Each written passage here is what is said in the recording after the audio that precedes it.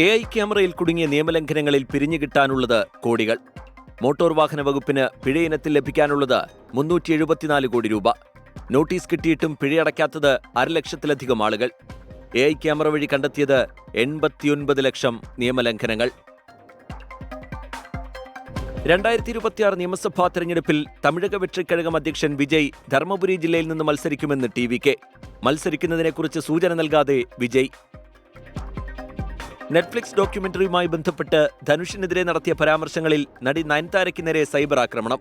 ഡോക്യുമെന്ററിയുടെ reach കൂട്ടാനാണ് നയൻതാരയുടെ ശ്രമമെന്ന് കമന്റുകൾ. നയൻതാരയെ പിന്തുണച്ച മലയാളി താരങ്ങൾക്ക് നേരെയും സൈബർ ആക്രമണം. വിഷയത്തിൽ പ്രതികരിക്കാതെ നടൻ ധനുഷ്. മുനമ്പത്തേത് വഖഫ് ഭൂമിയെന്ന് സമസ്ത AP വിഭാഗം മുഖപത്രമായ സിറാജിൽ ലേഖനം. ഭൂമി വിൽപ്പനയ്ക്ക് പിന്നിൽ ഗൂഢാലോചനയെന്ന് ആരോപണം. ഭൂമി തിരിച്ചുപിടിച്ച് ഇരകളെ പുനരധിവസിപ്പിക്കണമെന്നും ലേഖനത്തിൽ. പത്തനംതിട്ടയിലെ നഴ്സിംഗ് വിദ്യാർത്ഥിനിയുടെ മരണത്തിൽ ദുരൂഹതയെന്ന് ബന്ധുക്കൾ.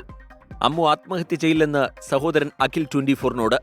കോളേജ് അധികൃതർ വിവരങ്ങൾ മറച്ചുവെക്കുന്നുവെന്ന ആക്ഷേപം. സഹപാഠികൾക്ക് നേരെയും ആരോപണം.